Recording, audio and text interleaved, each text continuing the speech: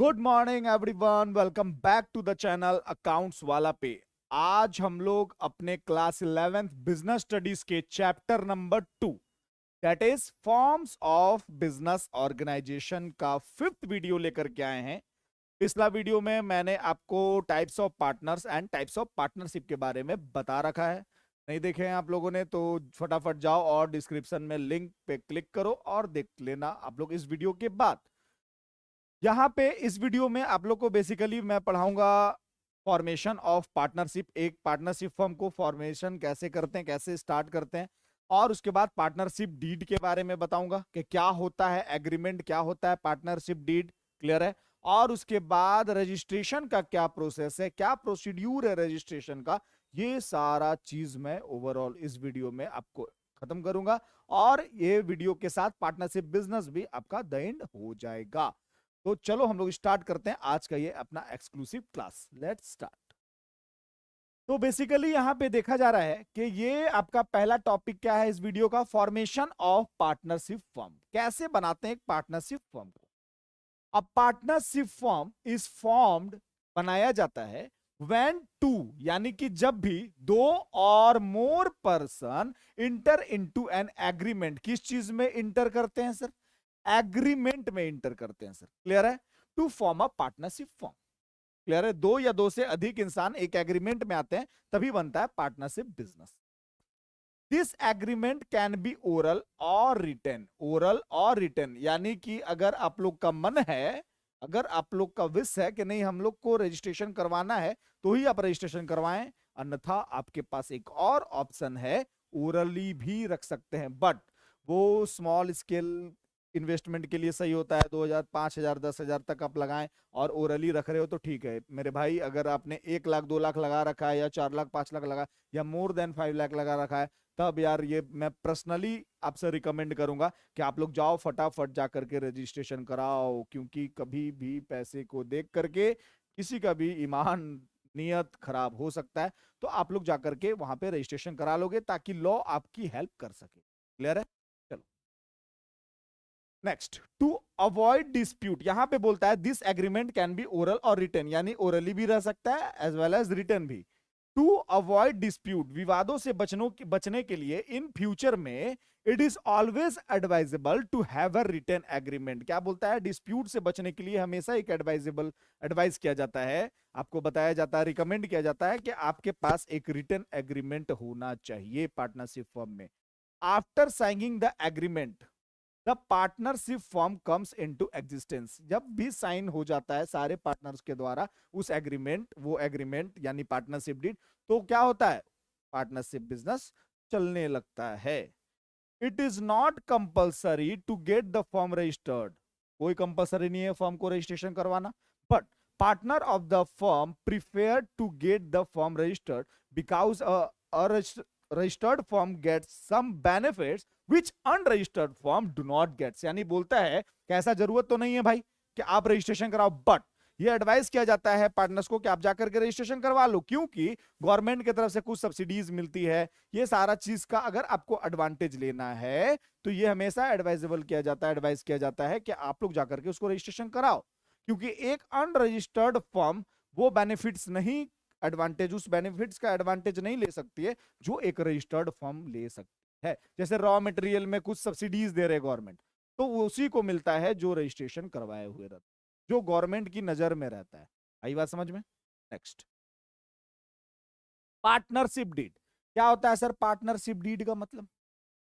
Partnership deed यानी कि एक डीड, एक पेपर। क्लियर है।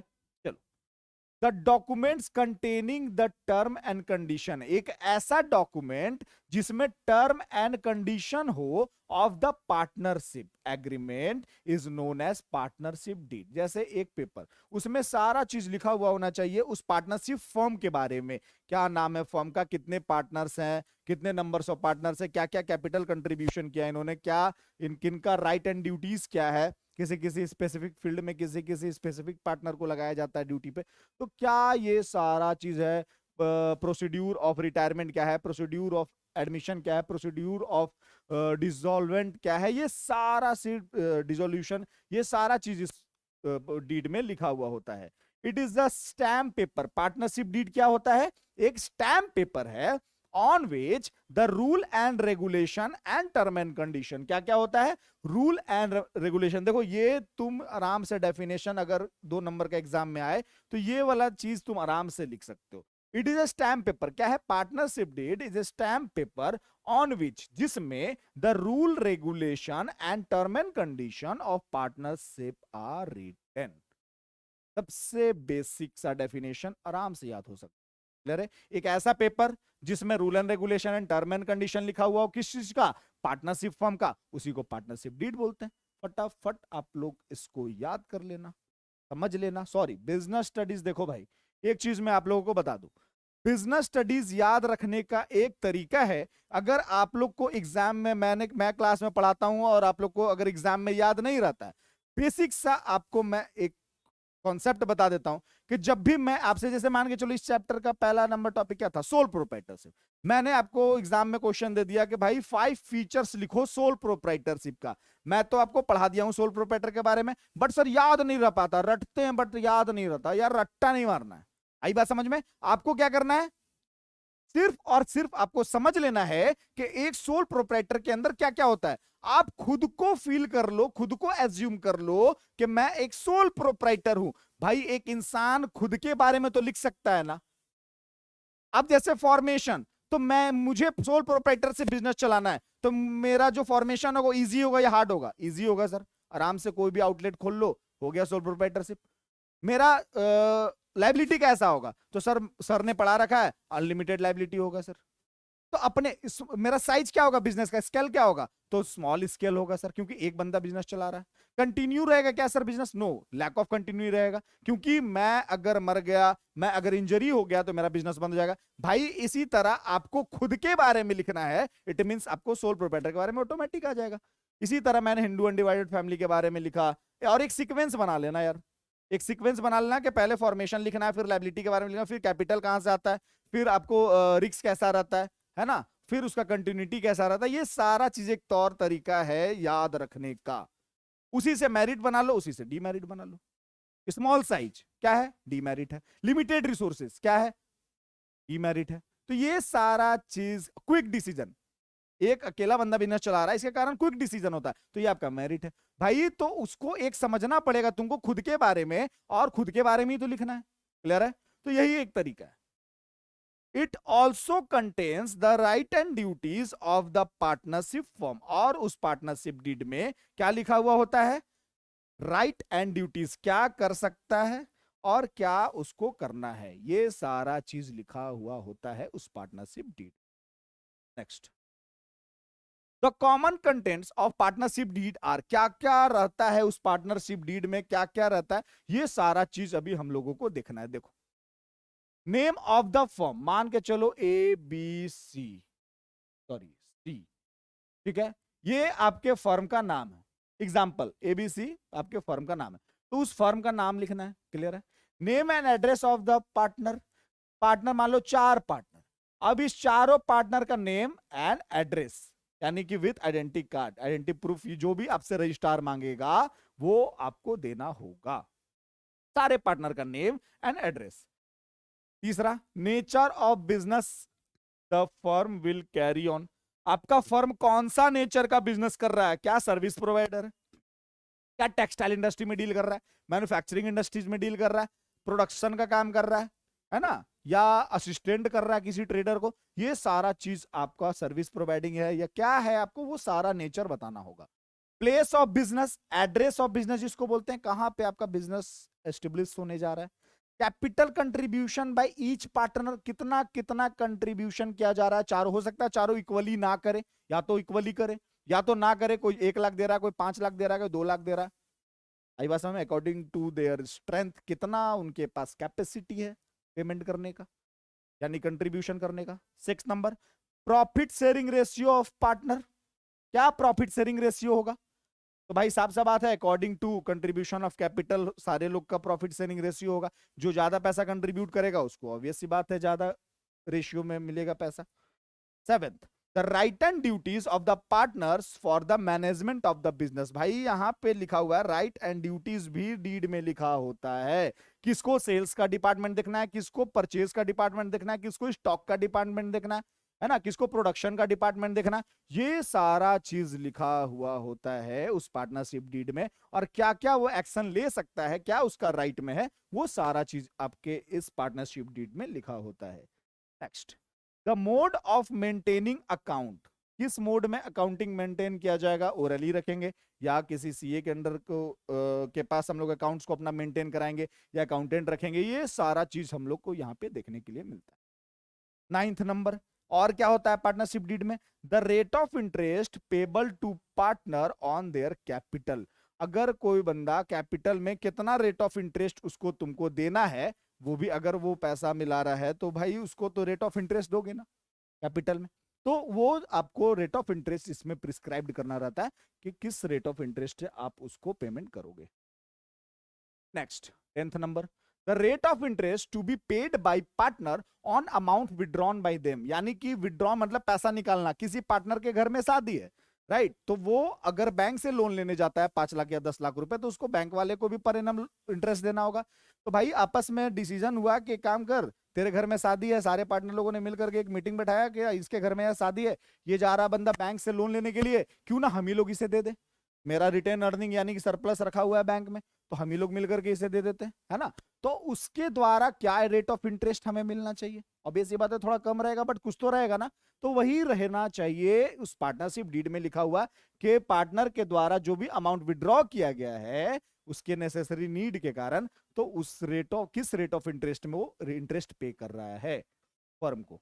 The amount of salary payable to partner, the amount of salary payable to partner. देख भाई एक चीज मैं बताता हूं, यहां सर सैलरी का बात कैसे आ गया, कौन एम्प्लॉय है भाई, रजिस्ट्रार यानी गवर्नमेंट यानी लॉ, पार्टनरशिप एक्ट, तुम पार्टनर्स को एम्प्लॉय ही समझता है।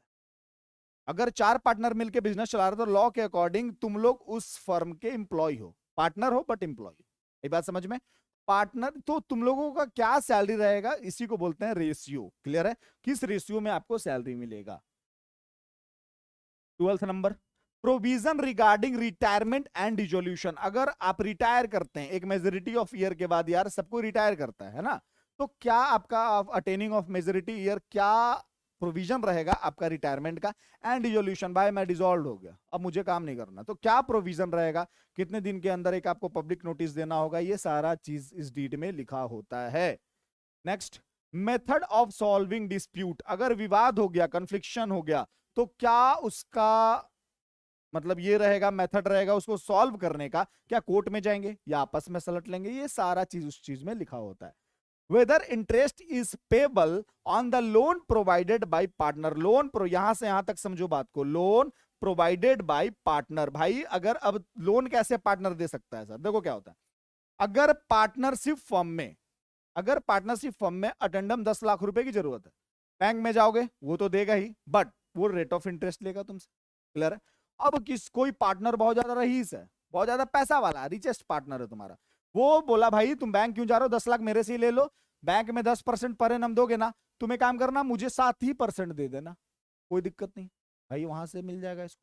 क्लियर। तो क्या रेट ऑफ इंटरेस्ट तुमको कितने रेट ऑफ इंटरेस्ट के हिसाब से पार्टनर को देना होगा अगर कोई पार्टनर लोन देता है तुम्हारे फर्म को, तो ये सारा सिनेरियो रहता है पार्टनरशिप डीड में। यही बात समझ में, तो पार्टनरशिप डीड में ये सारा कंटेंट रहता है, उसके बाद तुम डीड के साथ ये तुमको साथ साथ देना होगा, देन आफ्टर तुमको रजिस्ट्रेशन करवाना होगा। क्या करवाना होगा, रजिस्ट्रेशन करवाना होगा। सर कैसे करवाएंगे रजिस्ट्रेशन, देखो, legally it is not compulsory for a partnership firm to get itself registered, but then also partners prefer to get the firm registered because an unregistered firm suffers from the following serious problem। भाई बोला जाता है सादा भाषा में समझो तो कि एक अनरजिस्टर्ड फर्म कुछ कुछ प्रॉब्लम से गुजरती है, वो क्या प्रॉब्लम्स है वो मैं बताऊंगा, बट हमेशा ये एडवाइस किया जाता है यार करवा लो करवा लो करवा लो, रजिस्ट्रेशन करवा लो। आई बात समझ में, क्योंकि एक अनरजिस्टर्ड फर्म बहुत तरीके का प्रॉब्लम को सफर करता है, और क्या क्या प्रॉब्लम्स है देखो, consequence of non registered firm, क्या क्या प्रॉब्लम्स आती है। A partner of an unregistered firm cannot file a case against the partnership firm, यानी कि कोई भी पार्टनरशिप फर्म पे, अनरजिस्टर्ड पार्टनरशिप फर्म पे केस नहीं कर सकती। आई बात समझ में? कैसे केस करेगी यार? तुम जाओगे केस करने, वो बोलेगा ठीक है किस फर्म का, कहाँ रजिस्ट्रेशन कहाँ है उसका। भाई लॉ के पास जाओगे तो वो तो अपने हिसाब से बातें करेंगी। क्लियर है? तो वहां पे तुमको सारा चीज दिखाना होगा, तो तुम्हारे पास तो कुछ होगा ही नहीं। क्लियर है? Next, a partner of N unregistered firm, कोई भी एक ऐसा पार्टनर जिसका फर्म अनरजिस्टर्ड है, can not file a case against any other partner of N unregistered firm. तुम अगर अनरजिस्टर्ड फर्म हो तो दूसरा पार्टनर पे तुम केस नहीं कर सकते। कोई पैसा लेके उड़ गया तुम्हारा कोई पार्टनर, क्लियर है, तो उस हिसाब से तुम केस नहीं कर सकते हो, लॉ तुम्हारी बात नहीं मानेगी, आपस में ही सलट लो भाई जा करके। तुम an unregistered firm cannot file a suit against any third party or outsider for recovery the claim। यानी कि किसी आउटसाइडर, मान के चलो तुम्हारा प्रोडक्शन हाउस है, किसी चीज का प्रोडक्शन चल रहा, मान लो राइस मिल है तुम्हारा, है ना, तो तुम लोकल आउटलेट वाले को या होलसेलर को 10 लाख रुपए का क्रेडिट पे गुड्स दे दिए, राइस दे दिए, है ना। अब वो तुम्हें पैसा नहीं दे रही है, अब तुम्हारा फॉर्म अनरजिस्टर्ड है यार। कुछ नहीं कर सकते, वो नहीं देगी पैसा, कुछ नहीं कर सकते। पर्सनली उसको मारो पीटो जाके अलग बात है, बट लॉ के हिसाब से, अकॉर्डिंग टू लॉ, लॉ तुम्हारा हेल्प नहीं करेगी। और उल्टा वही बंदा अगर केस कर दिया तो फिर तुम्हारा और सत्यानाश हो सकता है भाई साहब। इसीलिए बोला जाता है कि एक फर्म को रजिस्टर्ड होना बहुत जरूरी। क्लियर है? सूट का मतलब होता है केस करना। The unregistered firm cannot file a case against any of the partner। अब मान के चल 4 पार्टनर ABCD, सब लोग 5-5 लाख रुपया कंट्रीब्यूट किया है। क्लियर है? अब 20-20 लाख रुपए को लेकर के सी उड़ गया, भाई A B और D ना रोते रहना, कुछ नहीं कर सकते हो, सी का आराम से हो जाएगा, घूम घाम करके आएगा। क्लियर है? भले आने के बाद तुम उसको मारो पीटो, लॉ तुम्हारा हेल्प नहीं करने जा। अब ये सारा था तुम्हारा रजिस्ट्रेशन के लिए चाहिए होगा। क्लियर है? यानी चाहे रजिस्ट्रेशन के लिए क्या चाहिए होता है? पार्टनरशिप डीड चाहिए होता है। क्लियर है? और डीड में क्या क्या कंटेंट रहता है मैंने आपको बता दिया। क्लियर है? और ये भी बता दिया कि एक अनरजिस्टर्ड फर्म का क्या क्या प्रॉब्लम्स है, क्या क्या किस किस प्रॉब्लम्स को वो सफर करती है। क्लियर है? अब यहां पे देखो, the procedure of registration of the partnership firm, क्या प्रोसेस है एक पार्टनरशिप फर्म का रजिस्ट्रेशन करवाने के लिए, क्या प्रोसेस है, ध्यान से समझना। अब partnership firm can be registered any time, कोई भी पार्टनरशिप फर्म ना कभी भी रजिस्ट्रेशन हो सकता है यार, कभी भी। जरूरी नहीं है कि आज मैं चला रहा हूं, आज स्टैब्लिश किया मैंने अपने बिजनेस का 4 दोस्तों के साथ, तो आज का आज ही उसको रजिस्ट्रेशन करवाना जरूरी है, ऐसा कुछ नहीं है। क्लियर है? आज स्टार्ट किए, 6 महीने के बाद तुमको मन है, तुम्हारा मन है, 4-5-10-20-50 पार्टनर हैं, तो तुम्हारा मन है कि अब यार रजिस्ट्रेशन करवा लेना चाहिए, काफी ज्यादा अब इसमें हम लोगों ने अपना एफर्ट्स प्लस अपना सरप्लस लगाया है, मनी लगाया है, पैसा लगाया है, कंट्रीब्यूट किया है, कैपिटल लगाया, तो अब चलो यार इसको रजिस्ट्रेशन करवा लो। तो कभी भी करा सकते हो, आज करवा लो, 1 महीना बाद करा लो, 2 साल बाद करा लो, कभी भी करा लो, बट करा जरूर लो। A partnership firm can be registered any time, that is the at the time of formation, जब ये बनता है तब, और later बाद में भी, on whenever partners desire to get itself registered, कभी भी पार्टनर का इच्छा हुआ कि चल यार अब इसको रजिस्ट्रेशन करवा लिया जाए। To get the form registered, the partners have applied to, कहां पे? रजिस्ट्रार के पास उसको अप्लाई करना पड़ता है सर। क्लियर है? इन अ प्रिस्क्राइब्ड फॉर्म, एक फॉर्म के साथ, along with the registration fee. भाई पैसा नहीं दोगे तो रजिस्टर्ड कैसे करेगा? क्लियर है? यानी कि तुमको क्या करना होगा, एक फॉर्म भरना होगा, पार्टनरशिप डीड के साथ जाना होगा, देन आफ्टर क्या करना होगा, उसका फी लेकर के जाना होगा रजिस्ट्रार के पास, अलोंग विथ, और साथ साथ क्या चाहिए तुम्हें, application of the following information must be supplied. कुछ इंफॉर्मेशन है नीचे में, वो तुमको आपको क्या करना होगा, रजिस्ट्रार के पास के साथ शेयर करना होगा, सबमिट करना होगा, अगर सादा भाषा में बोला जाए तो। नेम ऑफ द फर्म, तुमको सबसे पहले फर्म का नाम। क्लियर है? The principal place of the business of the firm, क्या प्लेस है तुम्हारा, address of the head office जिसको बोलते हैं प्रिंसिपल प्लेस। प्रिंसिपल प्लेस का मतलब address of the head office, कहां पे तुम्हारा बिजनेस चल रहा है और उसका एचओ क्या है, यानी हेड ऑफिस का एड्रेस क्या है। The name of any other place where firm will be carry on the business, address of the branch office. अगर इसके अलावा मान के चलो तुम्हारा पटना में बिजनेस चल रहा है, तुम्हारा पटना के साथ साथ मान के चलो रांची में भी चल रहा है, तो वो हेड ऑफिस मान लो पटना है, तो तुम्हारा ब्रांच ऑफिस रांची हो गया, तो तुमको रांची का भी एड्रेस देना होगा। क्लियर है? डेट ऑफ एडमिशन, क्या डेट ऑफ एडमिशन है पार्टनर का इन द फॉर्म में? जरूरी तो नहीं है यार चार पार्टनर काम कर रहे हैं या 10 पार्टनर काम कर रहे हैं तो 10 पार्टनर एक ही दिन आए होंगे तुम्हारे फॉर्म में। 4 पार्टनर से स्टार्ट हुआ होगा, 2 फिर आया होगा, 1 फिर आया होगा, 3 फिर आया होगा, इस तरह कर करके 10 पार्टनर हुए। तो क्या क्या डेट ऑफ एडमिशन है सबका? Name and permanent address of all partner. भाई तुमको नेम एंड ऑथेंटिक एड्रेस उसका देना होगा, इट मींस ओरिजिनल एड्रेस देना होगा। ड्यूरेशन ऑफ द फर्म, कितने दिनों के लिए तुम्हारा बिजनेस पार्टनरशिप चलने, यानी कि किस टाइप का पार्टनरशिप है। आई बात समझ में? पार्टनरशिप एट विल है या पार्टनरशिप क्या है तुम्हारा, फिक्स पीरियड पार्टनरशिप है, ये और भी जितने टाइप्स मैंने पढ़ा है, ये सबके बेसिस पे यहाँ पे रजिस्ट्रेशन होता है। उसके बाद the application must be signed by all the partner, सारे पार्टनर के द्वारा यहाँ पे क्या करना होगा, एप्लीकेशन को साइन करवाना। The registrar will verify the above said information, ये जितना भी इंफॉर्मेशन है ना, ये जितना भी इंफॉर्मेशन मैंने यहां पे बताया तुमको, ये सबको रजिस्ट्रार क्या करेगा, सबको रजिस्ट्रार क्या करेगा सर, वेरीफाई करेगा। क्या करेगा? वेरीफाई करेगा सर। क्लियर है इस सारे इंफॉर्मेशन को। एंड इफ सेटिस्फाई, और अगर वो सेटिस्फाई हुआ, इट मीन संतुष्ट हो गया तुम्हारे के, नहीं भाई जितना भी इन्होंने दिया है इंफॉर्मेशन, ये सारा इंफॉर्मेशन जो है वो करेक्ट है, ऑथेंटिक है, तो वो क्या कर देगा, ऑथेंटिसिटी के साथ वो क्या करेगा, सारे को मतलब वेरीफाई करेगा of the information, he will issue a certificate of incorporation और रजिस्ट्रेशन, दोनों एक ही चीज होता है। वो क्या करेगा, रजिस्ट्रेशन का वो सर्टिफिकेट भाई तुमको इशू कर देगा, वही तुम्हारा प्रमाण पत्र है, वही तुम्हारा एविडेंस है कि तुम्हारा फॉर्म रजिस्टर्ड हो चुका है। क्लियर है? Next, the certificate of the registration is an evidence of existence of the firm and firm get benefits of a registered firm। जो भी तुम्हारा रजिस्ट्रेशन सर्टिफिकेट तुमको मिला हुआ है इनकॉर्पोरेशन का बाय रजिस्ट्रार, वही तुम्हारा एविडेंस है कि तुम्हारा फॉर्म रजिस्टर हो चुका है। After registration if any changes are made in the information submitted with the registrar, then the same change must be communicated with registrar, communicated with registrar। यानी कि अगर उसके बाद, अब आपका फॉर्म तो रजिस्टर्ड हो गया भाई, चल पड़ा, फिर 2 पार्टनर को ऐड करना है 1 साल के बाद। क्लियर है?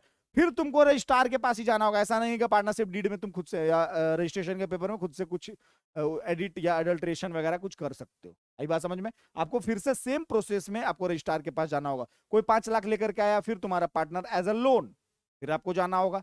कोई विड्रॉ किया, ये सारा चीज आपको फिर से जाकर के करेक्शन करवाना होगा। यानी कि जब भी कुछ हरकतें होंगी, एक्टिविटीज होगा तुम्हारे फॉर्म में रिलेटेड टू फाइनेंशियल या रिलेटेड टू नॉर्म्स या related to term and condition, तुमको आपके रजिस्ट्रार के पास फिर से जाना होगा।